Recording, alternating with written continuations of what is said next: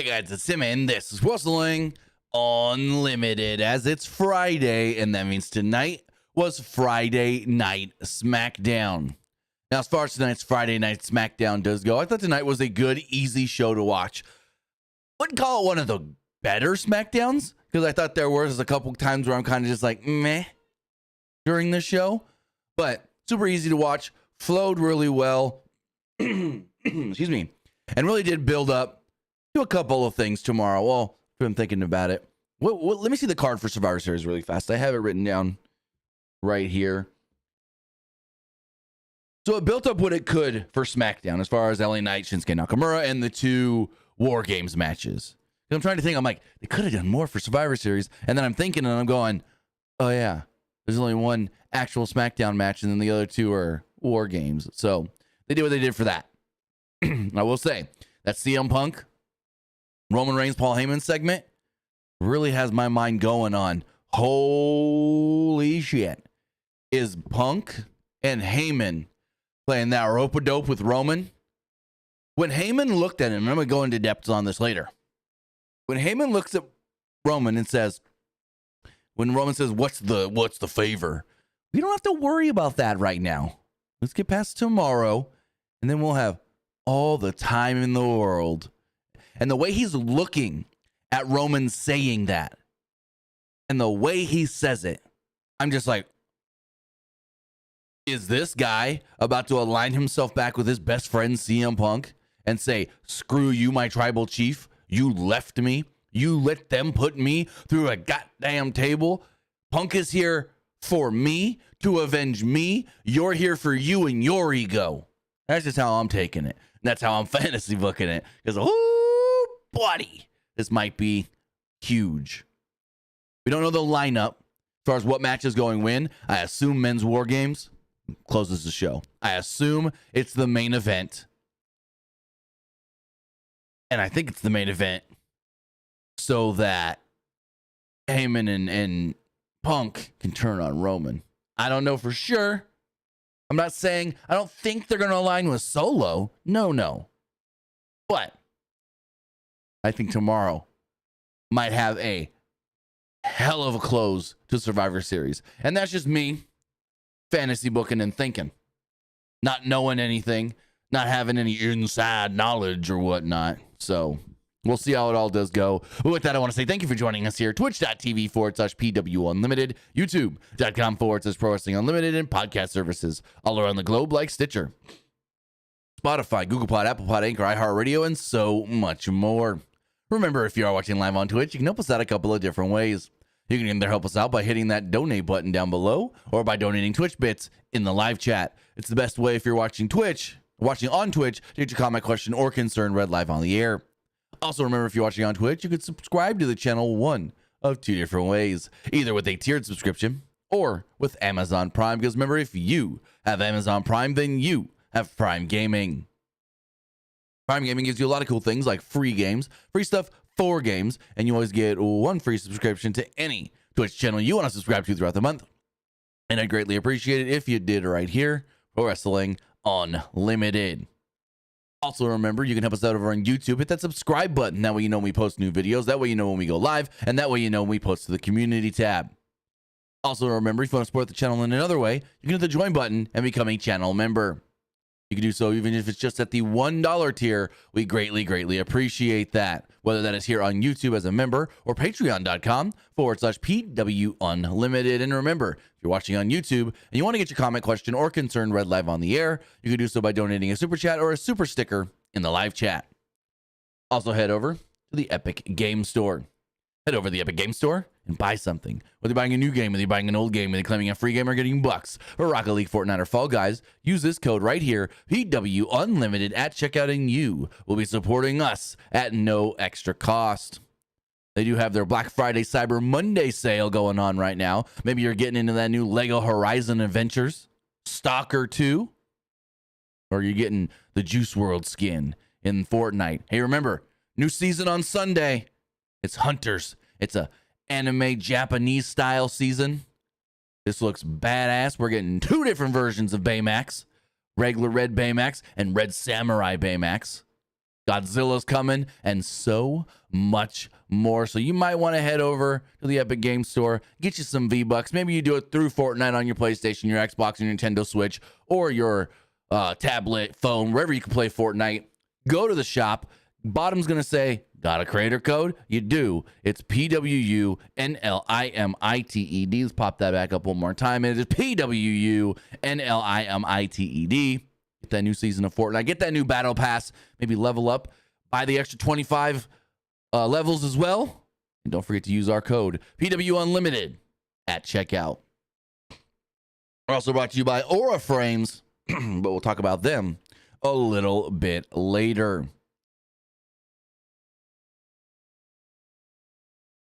As far as Smackdown does go, video recap last week's Bloodline developments with all CM Punk coming back and them getting the best of it and Roman being confused and whatnot. Then the show opens and the baby faces for the women's war games comes down to the ring. They all come out, Rhea, Bayley, Naomi, Bianca, and Io. They come down to the ring and Rhea speaks first. Rhea's really one of the only ones who really speaks. Like Rhea, Naomi, and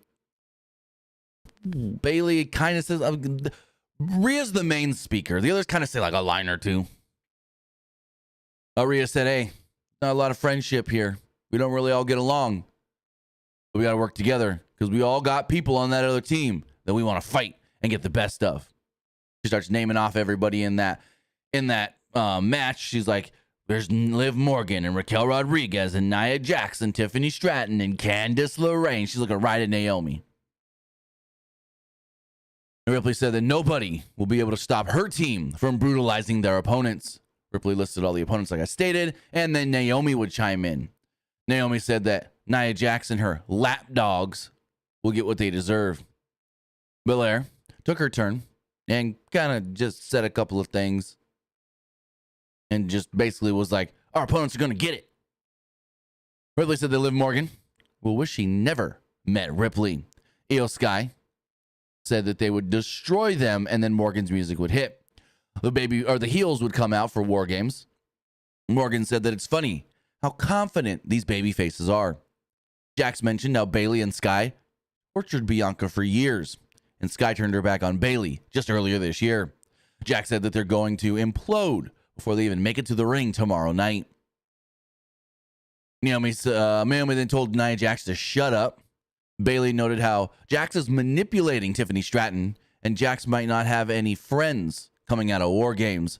And Nia goes, well, Bayley, you're an expert on not having friends. Morgan then said, we're all a united front. Morgan followed that up by pointing out how Cargill got attacked, and it's suspicious that Bayley, who was not in War Games originally, is now all of a sudden on their team, insinuating maybe Bayley was the one that attacked Jade.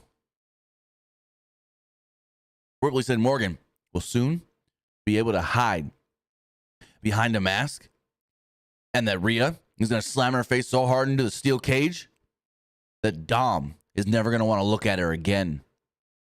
Morgan responded by saying that she's going to break Ripley's face on the cage. Ripley laughed and said that she'll cave Morgan's face in.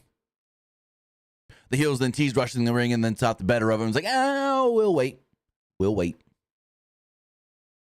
Everyone then kind of backed off, and then Rhea goes, we won't. The baby faces jump out of the ring, run up the ramp, and go attack the heels. Nick Aldis and others come down to break it all up, and that's how the segment goes off the air. The baby faces get back in the ring. They stand tall, and there we go. So the babyface team does get the better of the heels just 24 hours before War Games. Well, speaking of War Games, or Survivor Series, I should say, Shinsuke Nakamura was in action tonight. First match on television since April. He took on Andrade here in a 10.5-minute match. Basically, he just wanted to prove himself one time before challenging LA Knight tomorrow for the U.S. title. These two worked really well together. Nakamura has a new entrance and theme song.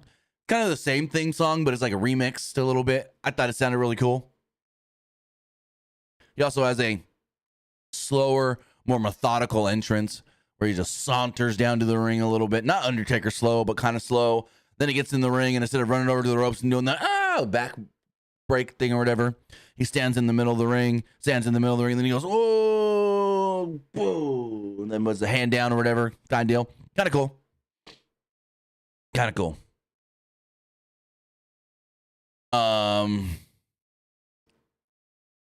So this match was really good. I enjoyed the match. Nakamura had early control until Andrade came off the top with a crossbody. Nakamura came back with a series of shoulder blocks and strikes. Nakamura ran at Andrade, but Andrade rolled Nakamura up. With Nakamura on the outside, Andrade ran into a boot from Nakamura. Nakamura on the outside, then ran into... nope, I just read the same line twice. Back inside the ring, Andrade drop-kicked Nakamura over the top, back to the outside.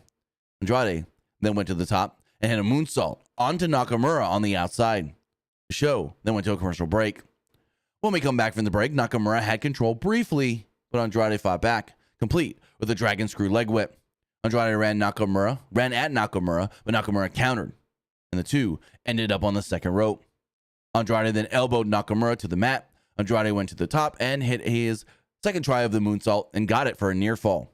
Andrade set up for the Message, his new finisher that he's been using since returning to WWE, but Nakamura worked out of it and went for a knee. But Andrade countered with a back elbow for a 2. As it come down to the close of the match, Andrade executed the first of 2 Three Amigos, and on the third one, Andrade suplexed Nakamura into the corner turnbuckle. Andrade then went for the double knees, but Nakamura moved and took a turnbuckle with him. Andrade then ran into the exposed buckle. Nakamura finished him off with a Kinshasa, pinned him 1, 2, 3. So, match ends. Nakamura stands up. He's ready. He's wins the match. He's not really celebrating per se, but all of a sudden, here comes LA Knight. Jumps in the ring, slides in, and right when he stands up, boom, Nakamura's ready, missed to the face. Like, LA Knight didn't barely even get all the way up to his feet. Missed in the face. He goes down. He's selling the hell out of it. He's freaking out. He's got mist in his face. It's all dripping on his shoulders and his chest and whatnot. And then Nakamura just walks off. Nakamura just leaves. Basically, and Corey Graves played this up big on commentary. Like, look how fast Nakamura noticed him and got that missed out. Like, look how fast he was able to execute all of that. So they're saying that, Nakamura is as smooth and cagey and quick as a ninja.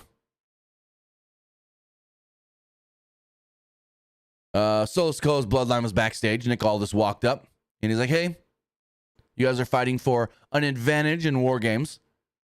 So how about tonight? Nobody has the advantage. And everybody is banned from ringside. At first they were kind of like, oh, what? But then they're like, you know what, Jacob? You got this. He's like, I got this, my tribal chief. Remember, guys, if you want to get your comment, questions, or concern read live on the air, donate bits in Twitch or a super chat on YouTube. Then we had a really good segment with Tommaso Ciampa and Johnny Gargano, where it was mostly Ciampa yelling at Johnny. Ciampa said, hey, I'm tired of being looked at as losers. I don't want my daughter to think of me as a loser. I don't even think you want your son Quill to look at you like a loser. Ciampa then calls out Alex Shelley and said, you've got this friendship with him. You guys go back far, 20 years. He was your mentor. Is that more important than us? Us winning back the tag titles? And Johnny's like, no, it's not. I respect them, and I've got a great friendship with them. But no, we're going to win these tag titles back. And Ciampa's like, well, I've been doing things my way for the last couple of weeks. I'm going to give you one more week to figure your stuff out. If you don't, we're going my way. So we'll see where that leads to. I don't know if it means Ciampa's going to also take out Johnny. Fuck it. Let Ciampa take out Johnny. Say, screw the tag titles. I would love Ciampa in the mix for the U.S. title. Heck, I don't think Nakamura beats LA Knight, but I'd sure love to see Tommaso Ciampa beat LA Knight. Let Ciampa be the U.S. champion. We then get a Kevin Owens video basically explaining why he hates Roman Reigns, why he hates the bloodline, and why he's now mad at Cody. He says, January 1st, 2021, Roman Reigns and his lackeys threw me off of a 15-foot high scaffolding. From there, at the Royal Rumble, Reigns ran Owens over with a golf cart. Owens then went to 2023's Royal Rumble, where Reigns ordered for Owens to get super kicked over and over again. Cody was at the arena that night. Owens said he didn't help him. Those are just 3 examples of what Roman Reigns has done to Kevin Owens. Those are among the reasons Owens says that he's right about everything. Owens said that he will turn the American Nightmare into a Canadian Dream at Saturday night's main event. Good promo. I liked it. They had, good callbacks here of, hey, these guys have done this to me and this to me and this to me. So, yeah, screw them and screw you for helping one of them.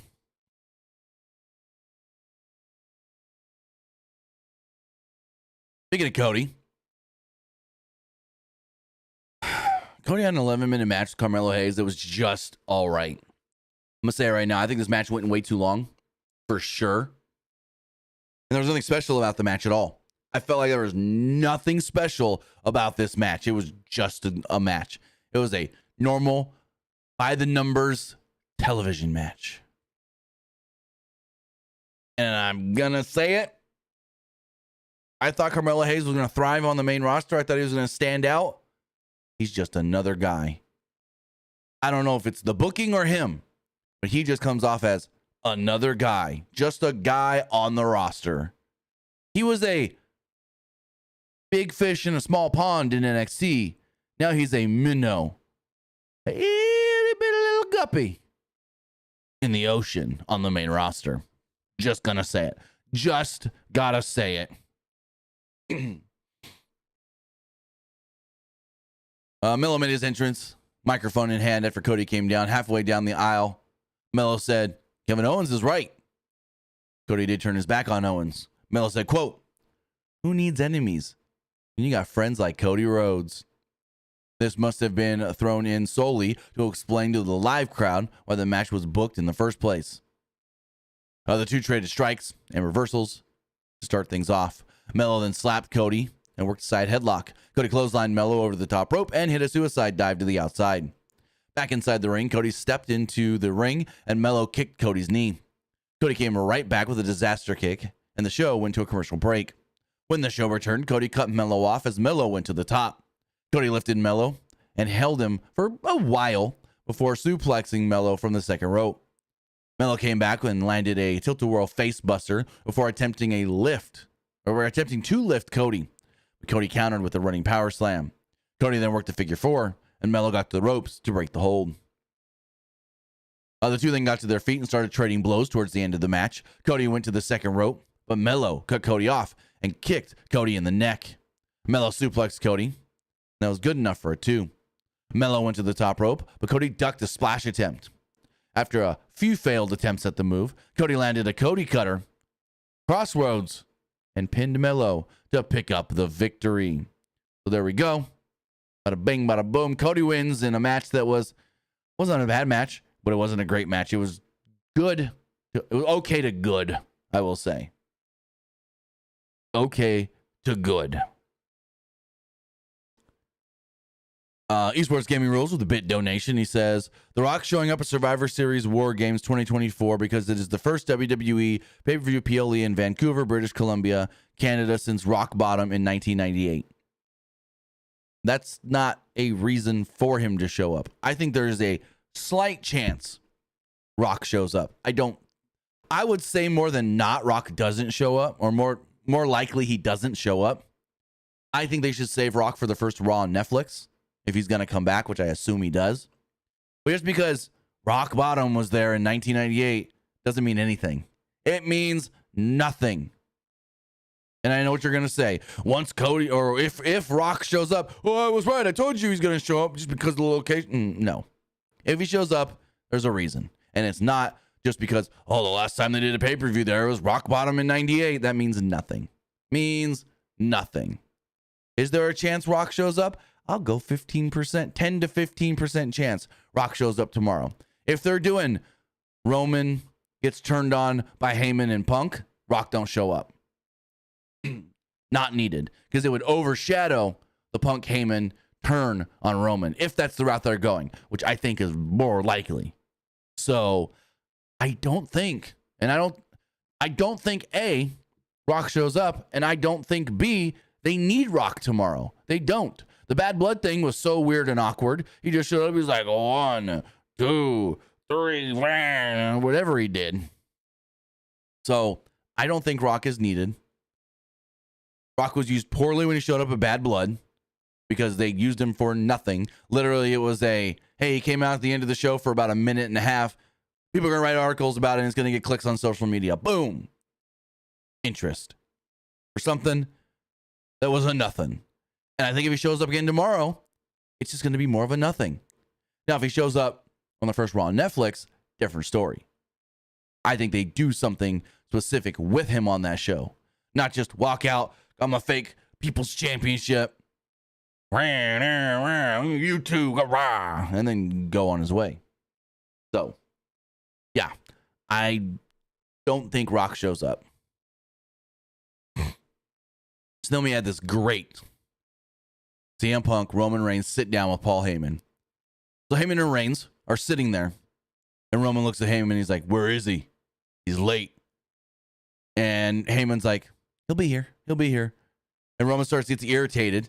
So he goes to stand up and Punk walks in. He goes, all right, let's get this over with. I don't got a lot of time. And Roman's like, oh yeah? Well, then why'd you show up late? Reigns called Punk out for being late. And Punk said that, I didn't show up for you.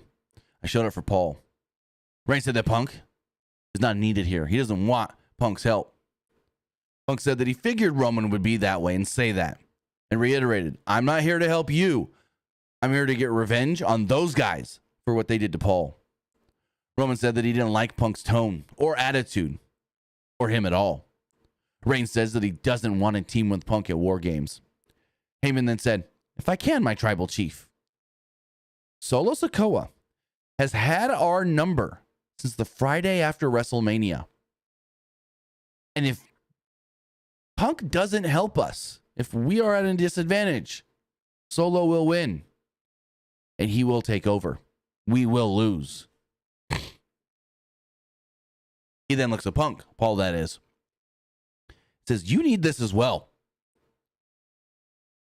Because Solo and his guys, all 5 of them, will come after you next. They have told me they see you as the threat.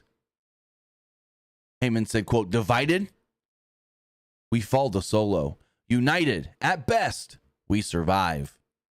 Punk said that he didn't care if Roman doesn't like his attitude and asked Roman if he wanted the Ula Fala back. Punk said, if they survive War Games, they can revisit this conversation later. Roman said, one time. And Heyman said, or Punk then said, quote, one time, one favor. Roman said, I don't owe you any, I'm not going to owe you anything. Punk said, not you, quote, our wise man. And that right there was another indication to me of, our wise man. Oh, our wise man. Is this another sign that Paul is turning on Roman?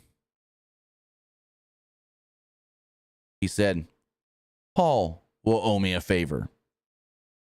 So Punk leaves. Roman then looks at him and says, wise man, what does he want? And Heyman says, well, how about we just get past tomorrow first? And he looks at Roman with this smug, I got you look on his face and says, and then we'll have all the time in the world to talk about it. Roman doesn't look too happy. Why is Heyman being so coy? Why won't Heyman just tell him what he wants? Heyman looks like, we're all good. Plans in motion, and it fades to black. This was awesome. This was great. This was amazing. I love this. I thought this ruled. Then we had a 10-minute match. It was the triple threat. It was a triple threat in the Women's United States Championship title tournament. The first round match, it was Michin, Piper Niven, and Lash Legend replacing Jade Cargill. So Michin hit Legend to start things off, and then Niven planted Michin. Niven hit a splash on Michin, but Legend broke up the pin attempt. Legend caught Niven, but Michin drop-kicked Legend to complete the splash attempt. Michin and Legend then battled, and the action spilled to the outside, where Michin kicked Niven.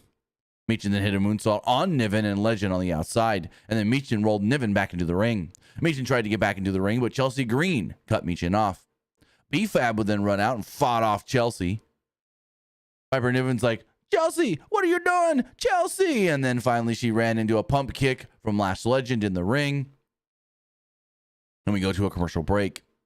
When the show returned, Niven hit her finish on Michin inside the ring, but Legend broke up the pin attempt. Legend then lifted Niven up, or at least tried, because Niven worked out of it and tackled Legend. Niven landed a Vader bomb on Legend, but Michin broke up the pin. Legend then caught Michin and hit a backbreaker before Niven returned to the mix. Legend then chokeslammed Niven for a near fall. Legend was arguing with the referee and Michin kicked Legend, but Legend then powerbombed Michin for a 2. All three women were down at this point. Niven was the first to her feet and landed a running senton on both women. Niven then ran into a big boot from Michin, but Niven then cut Michin off when Michin went to the top. Niven then set up for a Piper driver from the top, but Legend broke everything up. Niven headbutted Legend and went for a splash on Legend, but Legend moved, and Legend actually picked up Piper Niven on her back and hit the lash extension. Went for the pin, and Michin hit a big splash, a senton off the top to break up the pin. She got rid of Lash Legend, jumped on Niven, and stole the win to pick up the victory and advance in the tournament. So now Michin has advanced to the next round of the Women's U.S. title tournament. She will take on the winner of, what's that triple threat? She'll take on the winner of Naomi, Tiffany Stratton, and Elektra Lopez. That's a tough one. I think maybe Naomi pins Elektra. No. We need a heel. Tiffany Stratton wins. Thinking about it now. Because the other side is Bayley and Chelsea. So that's babyface heel. Michin the babyface. We need the heel over here. So it's Tiffany Stratton. That's my prediction for next week. Tiffany Stratton. And then we'll see where that goes. Finals maybe Bayley Tiffany? No. Chelsea Michin. Because they're doing the Michin thing with Chelsea and B-Fab and Piper. Chelsea Michin in the finals for the women's U.S. title. Chelsea Green wins it all. That's my prediction. Willie and I was backstage getting tended to after being misted by Nakamura. And Byron Saxon walks up and goes, hey, LA, can I get a word? LA? And he's like, so, how you feeling? What's your status for tomorrow? And LA Knight's like, we really got to talk about this now? He's like, you know what? Whatever. Nakamura, he's been gone for a little while, but all of a sudden comes back and thinks he's going to be a big problem. Knight said that he's going to thrive and continue as this here United States champion. Knight said that he'll drop Nakamura on his head because it's everybody saying L.A. Knight, yeah. So, there we go. LA Knight is confident going into his match tomorrow night with Shinsuke Nakamura. Before we get into our main event here, we got to tell you about our sponsor of the video. That's Aura Frames. Let's hear about them right now. An Aura digital picture frame is the perfect gift to share legendary photos of your traditions with people you love. You can preload the years and years of memories to make the perfect gift. This is not the digital picture frame you remember from the early 2000s. There's no USB or SD card and no hassle. Celebrate and commemorate all your best holiday memories. And we mean all of them, because Aura Frame has unlimited storage. One of the many reasons it's the best digital picture frame, according to Wirecutter, The Strategist, and Wired. Save on the perfect gift by visiting auraframes.com to get $45 off Aura's best-selling Carver matte frames by using promo code PWU at checkout. That's auraframes.com, promo code PWU, or our link in the description below. The deal is exclusive to our listeners and viewers, So get yours now in time for the holidays. Terms and conditions apply. With all of that, as we move forward, we have our main event of tonight's Friday Night Smackdown. It was Jacob Fatu versus Jey Uso, with the winner earning their team the advantage in War Games. The two circled each other to start things off, and then they eventually locked up. Fatu pushed Jey, and Jey came right back with a headlock until Fatu shot Jey off and hit a shoulder block. Fatu then choked Jey and yelled, "I love you, Solo!" Jey clotheslined Fatu over the top before long and went for a suicide dive. But Fatu caught him and threw Jey into the ring post and over the commentary table. The show went to its final break of the night. When the show returned, Fatu had control. Fatu stomped on Jey and worked Jey's neck. Jey eventually ran Fatu into the ring post, and Fatu ran at Jey. But Jey moved, and Fatu ran into the ring post. The two then got to their feet, and Jey punched Fatu a bunch of times. Jey kicked Fatu, which finally put Fatu to the mat. Jey followed this up with a hip attack, and that got Jey a 2 count. Jey came back off the second rope, but Fatu caught him and slammed Jey before hitting a springboard moonsault for a 2. Fatu then hit Jey with a hip attack in the corner. Jey then yelled again, "I love you, Solo!" Jey landed a super kick out of nowhere, but Fatu answered back with a pop-up Samoan drop for a near fall. Fatu went for a moonsault off the top, but Jey got his knees up and hit a spear before heading to the top and landing an Uso splash. Fatu, though, kicked out at 2. Crowd starts chanting, "This is awesome," and this match was pretty damn awesome. It was a great main event. Fatu went to the outside, and Jey landed a suicide dive on Fatu, and they crashed into the commentary table. Jey ran towards Fatu. Fatu super kicked Jey. From there, Fatu Samoan dropped Jey on the commentary table, which did not break. As they rolled towards the end of the match, Fatu rolled Jey back into the ring and hit a DDT, followed by a step-up moonsault. This was good enough to pick up the victory and pin Jey Uso. He did that step up the ropes, back moonsault. He also, I forgot to write it down here, did one of them handspring moonsault deals that Ricochet does, where he runs across the ring, jumps over his opponent, does the handspring, bounce off the ropes, moonsault. Holy shit, this guy, cruiserweight, Jacob Fatu. But he pins Jey. The heels have the advantage. Solo and the Tongans are at the top of the ramp. They're ready for their boy, and they all acknowledge as the show goes off the air. I liked it. I thought it was a good match, a really, really good match. And now I want to know what you guys thought of tonight's show. Let me get this poll going here on Twitch really fast. What did you think of Smackdown?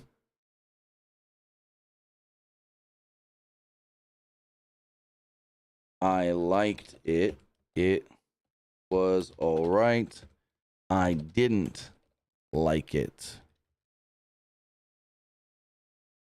We start that poll. Go check the other polls as well. Bada bing, bada boom. How you doing?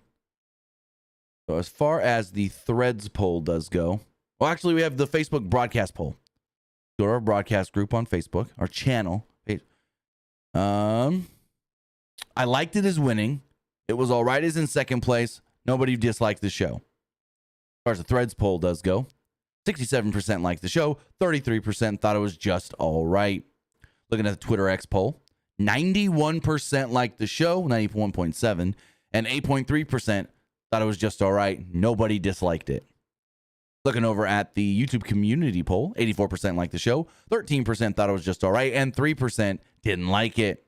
Some of the comments here are, Roman Heyman Punk was a movie segment. Loved every bit of it. I'm hyped for tomorrow night War Games. Versus says, yeah, not going to read that troll comment. I didn't do a live poll, which is weird because I remember typing it all up, but it didn't post. That's weird. As far as the Twitch poll does go, everybody that voted liked the show.